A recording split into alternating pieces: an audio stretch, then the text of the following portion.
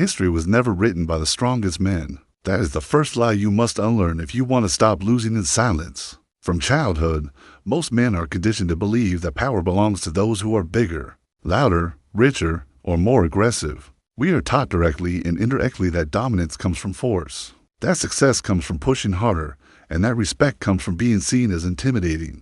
But if that were true, history would look very different. Empires would have been ruled by giants. Wars would have been won by the tallest soldiers. Leadership would belong only to the physically imposing. Yet again and again, history tells a different story, one that most people are uncomfortable facing. The men who shaped the world were rarely the strongest in the room. They were the most strategic. Napoleon Bonaparte stands as one of the clearest and most uncomfortable examples of this reality. He was not tall. He was not physically dominant. He was not born into wealth, royalty, or generational power. In fact, by the standards most men still worship today, Napoleon should have been insignificant. And yet, this same man dismantled ancient monarchies, humiliated Europe's most powerful armies, and forced kings' men who believed themselves chosen by God to kneel. This contradiction is not accidental. It exists to expose a deeper truth. Strength without strategy is noise, and noise is easy to defeat. Napoleon did not conquer through brute force alone. He conquered through understanding human behavior, fear, timing, perception, and momentum. While others relied on tradition, hierarchy, and outdated rules, Napoleon rewrote the game entirely. He understood something most men never grasp. Power is not about how strong you appear, it's about how well you position yourself. Before the fight even begins, long before swords clashed or cannons fired, Napoleon had already won the psychological battle. His enemies didn't just lose wars, they lost belief in their own inevitability. This is where the modern man begins to feel uncomfortable, because Napoleon's story quietly exposes the real reason most men fail today. It's not because they lack effort, it's not because they lack discipline, and it's not because they lack strength. Most men fail because they are predictable. They respond instead of anticipate.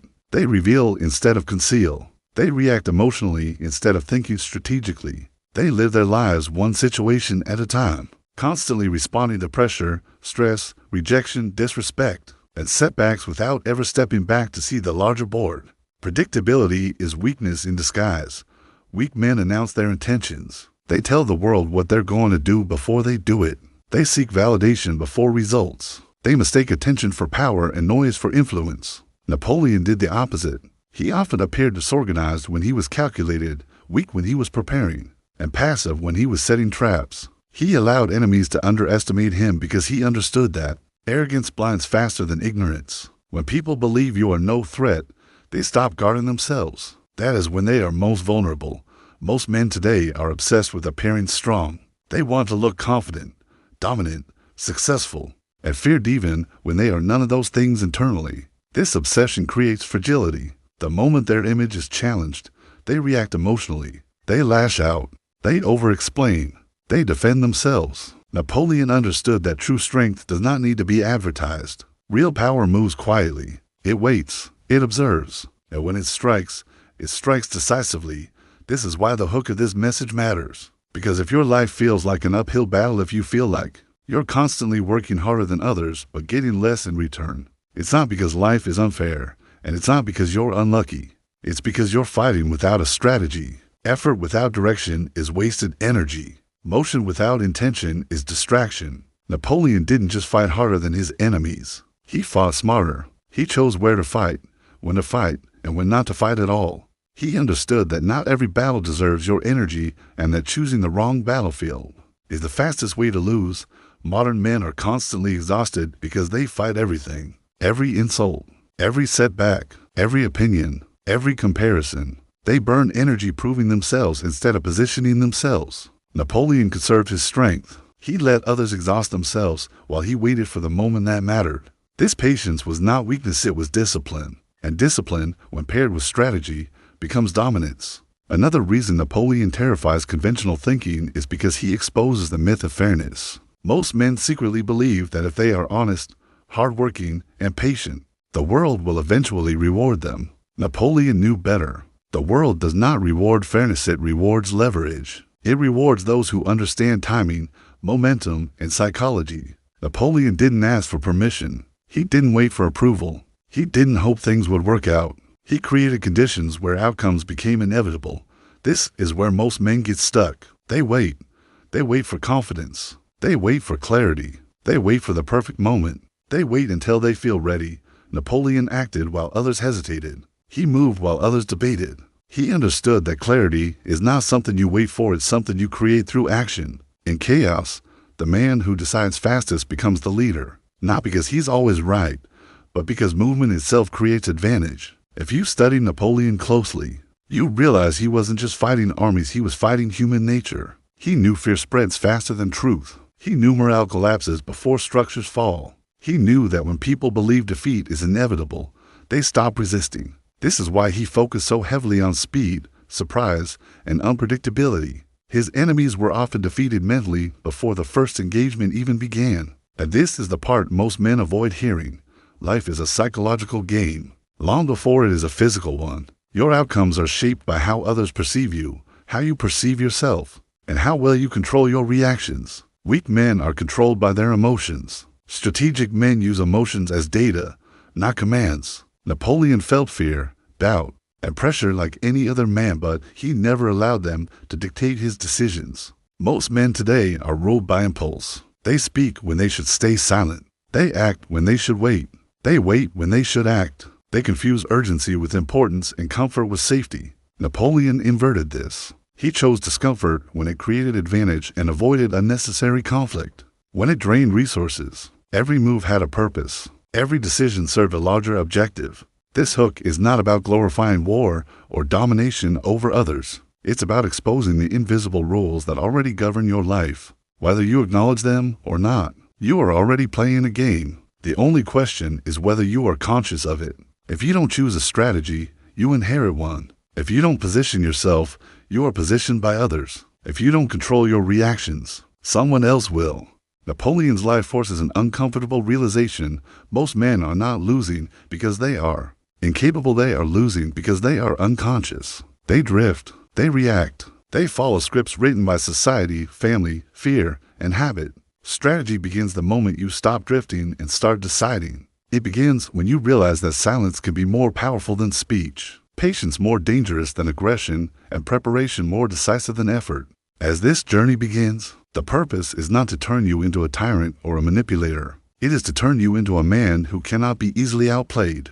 A man who understands when to move and when to wait. A man who sees the board instead of obsessing over individual pieces. A man who is no longer prey to circumstance, emotion, or other people's agendas. Napoleon once reshaped the world by understanding what most men ignored. The question now is not whether his methods still apply, they do. The question is whether you are willing to abandon comforting illusions about strength and confront the truth about strategy. Because once you see the game clearly, there is no going back to playing blindly. The first pillar of the Napoleon strategy is not strength, speed, or intelligence. It is deception, but not the kind most people misunderstand. When most men hear the word deception, they imagine manipulation, lying, or dishonesty. But strategic deception is something far more subtle and far more powerful. It is the discipline of not revealing your true position. Until revealing it creates irreversible advantage. Napoleon mastered this art so completely that his enemies often walked directly into defeat. Believing they were winning, Napoleon understood a brutal truth about human psychology. People do not respond to reality, they respond to perception. What your opponent believes is often more important than what is actually true.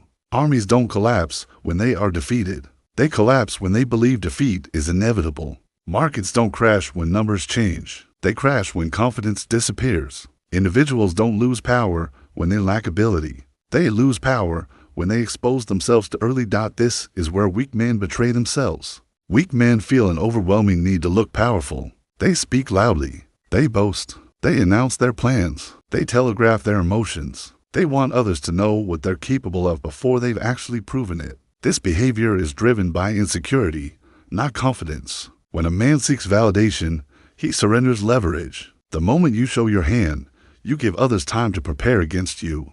Napoleon did the opposite. He deliberately allowed enemies to underestimate him. He let them believe his forces were smaller than they were, his supply lines weaker than they were, his organization more chaotic than it was. In several campaigns, he intentionally appeared to retreat, not because he was losing, but because he wanted his enemy to advance too far, too fast, and without caution. Retreat, in Napoleon's hands, was not weakness, it was bait. This is the illusion of weakness. The illusion works because arrogance is one of the most reliable human flaws. When people believe they are superior, they become careless. They overextend.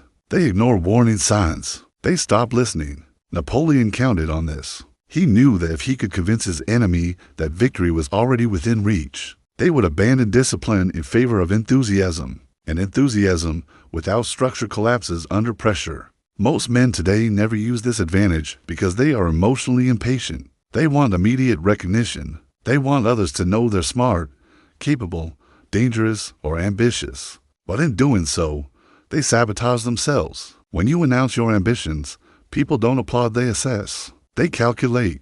They quietly decide whether you are a threat, a competitor, or a tool. Strategic men move in silence. Napoleon believed that information was a weapon, and like all weapons, it had to be controlled. He gathered intelligence obsessively, but revealed almost nothing in return. His enemies often had no idea where his main force was until it was already positioned to strike. By the time they realized the truth, their options were gone. This principle applies far beyond warfare. In business, the loudest person in the room is rarely the most powerful. In social dynamics, the man who constantly asserts dominance usually lacks it. In life, those who reveal everything leave themselves exposed. Silence creates ambiguity. Ambiguity creates hesitation. And hesitation creates opportunity. Weak men hate ambiguity because it makes them uncomfortable. They need certainty, reassurance, and affirmation. Strategic men embrace ambiguity because it keeps others guessing. When people don't know your limits, they assume them. When they don't know your intentions, they fear them. Napoleon's enemies constantly misjudged him because he refused to conform to expectation. Traditional generals believe wars follow rigid rules, seasonal movements, fixed formations, predictable supply routes. Napoleon violated these assumptions deliberately. He knew that when people rely on patterns, breaking those patterns feels like chaos. And in chaos, the prepared dominate the unprepared. Most men today live their lives in patterns. They react the same way to disrespect. They respond the same way to pressure. They pursue the same comforts and avoid the same fears. This makes them easy to read and easy to control. If someone can predict how you'll react, they already have power over you. The illusion of weakness disrupts predictability. Napoleon often let others believe they were winning small victories, only to discover later that those victories had cost them everything. He understood that sometimes losing ground temporarily allows you to win the war permanently. Weak men cannot tolerate short-term loss. They panic. They overreact. They fight every battle because their ego cannot accept appearing inferior even for a moment. Strategic men sacrifice ego for outcome. There is a crucial difference between being weak and appearing weak. Appearing weak is a choice. Being weak is a condition. Napoleon never confused the two. He would allow criticism, mockery, and underestimation to pass without response, knowing that response itself would expose his true position. He waited until action made response a necessary.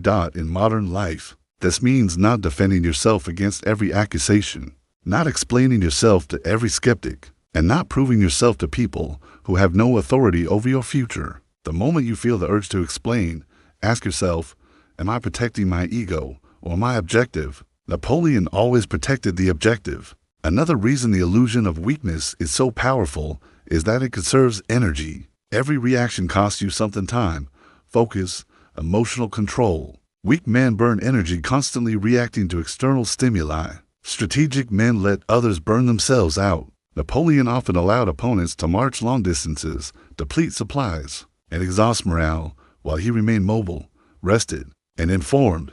He understood that fatigue is not just physical, it is psychological. Tired men make bad decisions. Desperate men reveal their intentions. Impatient men overextend. By appearing passive, Napoleon forced his enemies into a state of urgency, where mistakes became inevitable. This is why Napoleon famously said, "Never interrupt your enemy when he is making a mistake." Weak men interrupt constantly. They rush to correct, confront, and dominate. Strategic men observe. They let errors compound. They wait until intervention produces maximum impact. This requires discipline most men lack because discipline means tolerating discomfort. Without immediate payoff. The illusion of weakness is uncomfortable because it demands restraint. It demands silence when ego wants noise. It demands patience when fear wants action. It demands confidence so deep that you don't need to prove it. And that is why so few men ever master it. Napoleon's genius was not that he deceived others, it was that he never deceived himself. He knew exactly when he was strong and when he was vulnerable. He hid strength and protected weakness, not the other way around. Most men do the opposite. They expose their weaknesses emotionally and hide behind false displays of strength. This inversion is fatal. To apply this principle today means understanding that your greatest advantage often lies in what others don't know about you, your plans, your resources, your discipline, your resilience. When these remain hidden, they cannot be attacked. When they are revealed too early, they invite resistance. The world is full of men announcing what they're going to do one day. Strategic men are already doing it quietly, and when results appear, explanation becomes unnecessary. Point 1 ends with this truth. Silence is not emptiness, it is space. Space to observe, space to maneuver, space to strike when the outcome cannot be reversed. Napoleon didn't need to appear powerful because he understood power is most effective when it is least visible. Master the illusion of weakness and you stop being an easy target. You stop being predictable. You stop reacting emotionally to every provocation. You become someone others cannot read and therefore cannot easily defeat. And once you understand this, the game changes permanently. If deception is how Napoleon controlled perception, speed is how he controlled reality. This is the second pillar of the Napoleon strategy, and it is the one most men resist the hardest because it attacks their deepest fear, making the wrong decision. Napoleon understood something that most intelligent men never learn. Indecision is more dangerous than imperfect action. While others waited for certainty, he moved, and in doing so, he forced the world to adapt to him. Napoleon's enemies were not stupid men. The Austrian and Prussian generals were highly educated, deeply experienced, and obsessed with planning. They studied maps, debated formations, consulted protocols, and waited for ideal conditions. On paper, they were doing everything right. In reality, they were surrendering the most valuable asset in any conflict, time. Napoleon exploited this mercilessly. He understood that the battlefield does not reward the man with the best plan, it rewards the man who acts first and adapts fastest. This is where most men lose in life.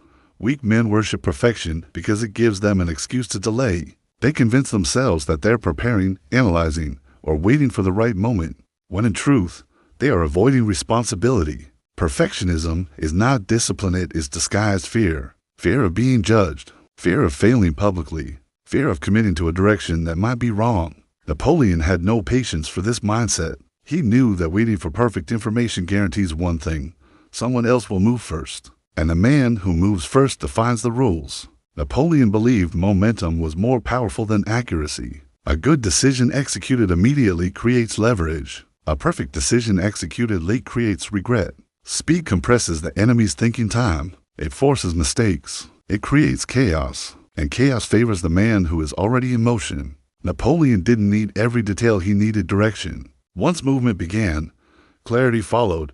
Most men believe clarity comes before action. Napoleon knew clarity is created by action. This is why his armies moved faster than anyone thought possible. He broke conventional marching patterns, reorganized units for mobility, and attacked where opponents believed it was impossible to attack so quickly. By the time enemy generals finished debating options, Napoleon had already chosen one and forced them to respond. Reaction is always weaker than initiative. The one who reacts is always playing defense. Modern men live their entire lives reacting. They react to emails, messages, trends, opinions, emotions, and crises. Their days are shaped by interruption instead of intention. They mistake busyness for progress and activity for achievement. Napoleon would have seen this as strategic suicide. He understood that whoever controls tempo controls outcome. Slow enemies are defeated not because they lack strength, but because they cannot keep up with reality once it starts moving. Speed creates psychological dominance. When Napoleon advanced rapidly, his enemies often assumed he must know something they didn't. His confidence in movement created doubt in their own assessments. This doubt spread through command structures, weakening morale before any physical engagement. Speed doesn't just move troops, it moves belief. It tells others, I am certain enough to act. And uncertainty in others is often more valuable than certainty in yourself. Weak men wait for permission from society, from circumstances, from confidence itself. Strategic men act while others hesitate. This does not mean acting recklessly. It means understanding that direction matters more than certainty, and that correction is always possible once momentum exists. Napoleon adjusted constantly. He changed formations mid-campaign. He altered objectives as conditions evolved. But he never froze. Most men freeze. They overanalyze opportunities until they expire. They replay conversations instead of initiating them. They plan businesses instead of starting them. They research endlessly instead of testing quickly. Napoleon would have seen this as a failure of nerve. He knew that action creates feedback, and feedback sharpens strategy. Without action, strategy decays into fantasy. There's another uncomfortable truth here. Speed exposes character. When pressure rises, weak men hesitate because hesitation allows them to avoid responsibility. If you don't decide, you can't be blamed. Napoleon rejected this cowardice. He accepted that leaders must decide with incomplete information. He understood that mistakes made quickly can be corrected, but opportunities missed rarely return. This principle applies everywhere. In careers, the man who applies imperfectly beats the man who waits to feel ready. In business, the product launched early beats the one perfected too late. In social dynamics, the man who speaks decisively commands attention over the one who hesitates politely. In life, momentum compounds. Once you're moving, resistance decreases. Once you're stationary, resistance multiplies. Napoleon engineered momentum deliberately. He forced rapid sequences of events so his enemies never had time to recover emotionally or strategically. Even after victories, he pressed forward, knowing that shock fades quickly if you allow it. Weak men relax after small wins. Strategic men capitalize before momentum dissipates. Napoleon understood that energy, once generated, must be directed immediately or it collapses. This is where perfectionism quietly destroys men. Perfectionists don't fail because they aim high. They fail because they aim forever. They postpone action in search of certainty that does not exist. Napoleon accepted uncertainty as the cost of leadership. He trusted his ability to adapt more than his ability to predict. This mindset alone separated him from slower, more rigid opponents. Another reason speed mattered so deeply to Napoleon is that speed creates asymmetry. When you move faster than others can comprehend, you fight on your terms. Your enemy is always one step behind, always responding to yesterday's problem. This gap between your action and their understanding is where dominance lies. Most men never create this gap. They move at the pace of comfort. They wait for consensus. They seek reassurance. Napoleon moved at the pace of necessity. He understood that hesitation invites interference. The longer you wait, the more opinions appear. The more opinions appear, the weaker your resolve becomes. Speed protects resolve. There is also a psychological shift that occurs once you commit to action. The mind reorganizes itself around movement. Fear diminishes because attention shifts from imagination to execution. Confidence grows not from thinking, but from doing. Napoleon trusted this process. He knew that motion stabilizes the mind more effectively than contemplation. Weak men stay trapped in their heads. Strategic men enter the field. Napoleon's mastery of momentum teaches a final, brutal lesson. The world respects decisiveness, not intention. No one remembers the plans you almost executed. No one rewards potential. Outcomes are shaped by those who step forward while others step back. Even flawed action reshapes the landscape more than perfect inaction ever could. This does not mean acting blindly or impulsively. It means understanding that delay has a cost and that cost is often invisible until it's irreversible. Napoleon paid for speed with risk, but his enemies paid for delay with defeat. Point 2 ends with this truth.